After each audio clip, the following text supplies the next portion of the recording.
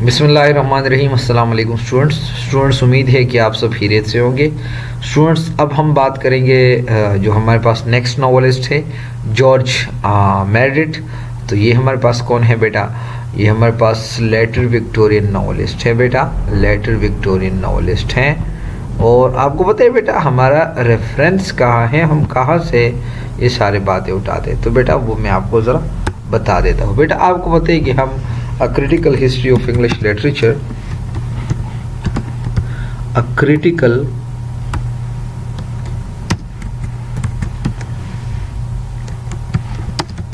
history of English literature जो है, जो कि बाय डॉक्टर B.R. मलिक साहब ने लिखी है।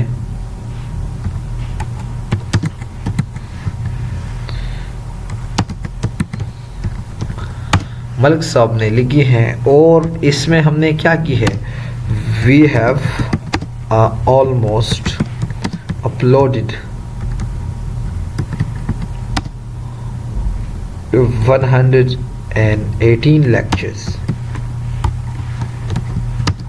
Lectures so far. ये जो है हमने क्या की है, हमने अब तक जो है हमने 118 लेक्चर्स जो है हमने अपलोड किए हैं, प्लस लेक्चर्स, ठीक है ना।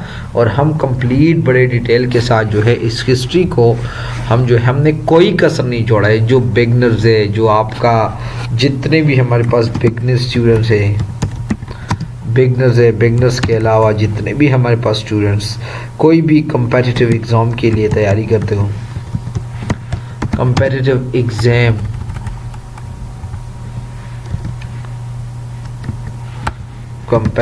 एग्ज़ाम के लिए जितने भी तैयारी करते हैं, जितने भी हमारे पास हो, अगर KPPSC हो, अगर हमारे पास FPSC हो, अगर हमारे पास SPC हो, अगर हमारे पास PPC हो, जितने भी हमारे पास कम्पिटिटिव एग्ज़ाम है, so it is not this history, यानी B.R. Malik history is not only for your test point of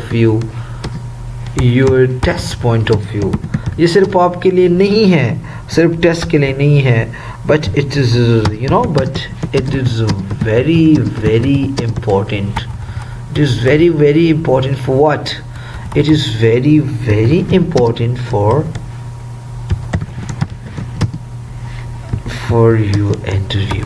यानी जब आप इंटरव्यू के लिए अपेयर होते हो ना, तो ये आपके लिए इंतहाई, आपके लिए ये जो है अहम होगी। और आपने जो है इंतहाई जो है उसको क्या करना है, वो आपका वो हैंड देगा, यानी टफ टाइम में जो है वो आपको इंशाल्लाह बचाएगा। तो बेटा इस सीरीज़ में जो है हमारे पास नेक्स्ट नॉवेलिस्ट हैं जो कि हमारे पास लेटर विक्टोरियन टाइप पे आता है, और इसका नाम हमारे पास क्या है, जॉर्ज मेरेडिथ, ठीक है बेटा।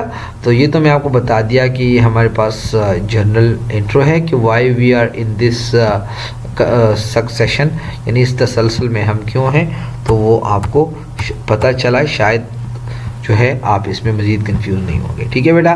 तो अब इसके बारे में शुरू करते हैं बेटा। सबसे पहले जो है आपने डेट ऑफ बर्थ को नहीं भूलना कि ये हमारे पास जो है 1829 में पैदा हुआ है, 1909 में उसका डेथ हुआ, ठीक है बेटा। अब बेटा उसको अगर हम प्रॉपरली शुरू कर रहे, सो ये हमारे पास another great important figure not only in fiction but in general field of literature during the later Victorian period। यानी ये जो हमारे पास है सिर्फ फिक्शन के अंदर नहीं बल्कि जनरल लिटरेचर के अंदर, जो कि हमारे पास लेटर विक्टोरियन पीरियड है, उसके अंदर बड़ा अहमियत रखने वाला बंदा है बेटा। सही है बेटा।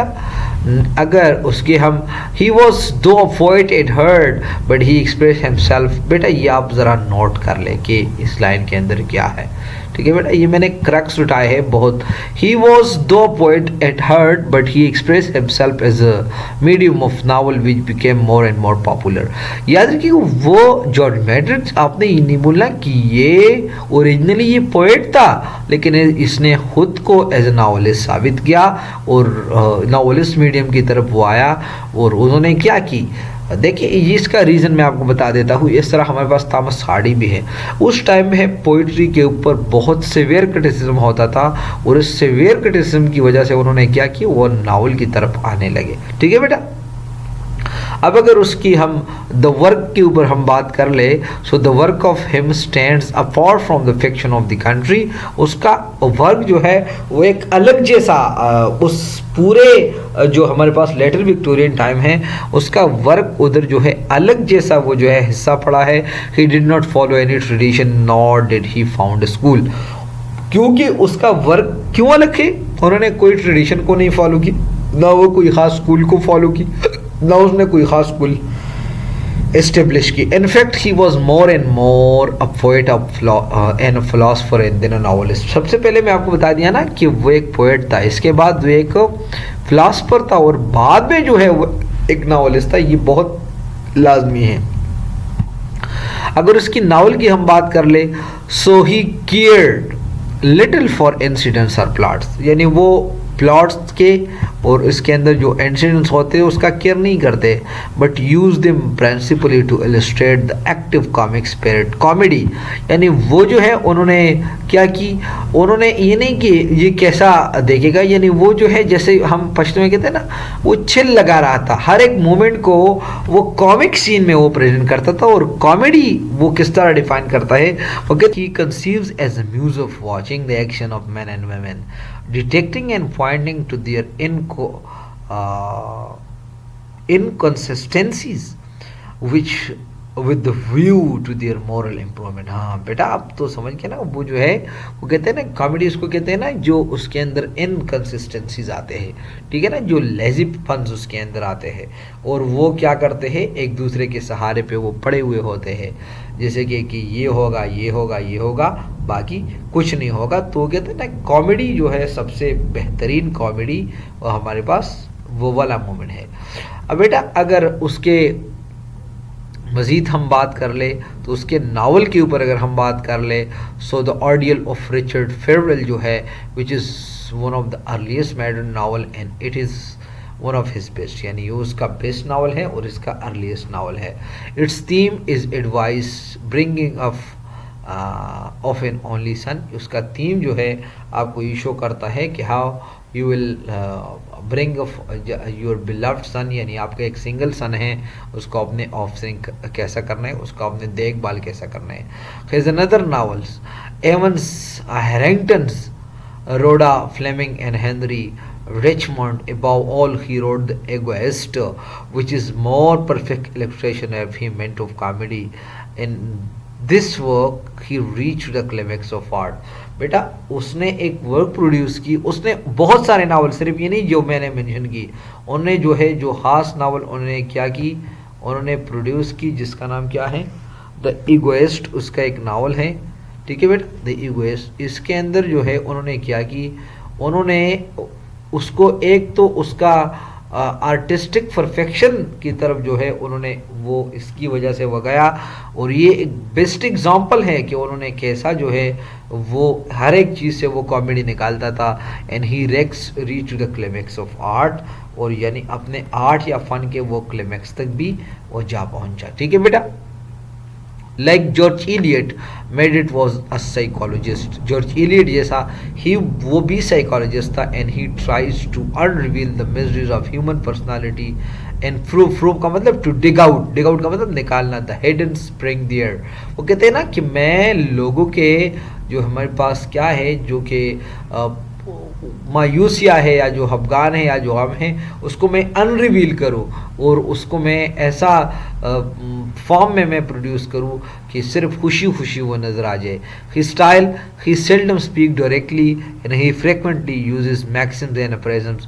वो डायरेक्टली नहीं बोलता, वो कभी कभार डायरेक्टली बोलता है, बल्कि वो अप्रेजम जैसे कि वो जिसको हम कहते हैं ना, जैसे कि वो कहावतों और जो है अक्वालिजरी फॉर्म में जो है अपने बात को वो क्या करते हैं, बयान करते हैं।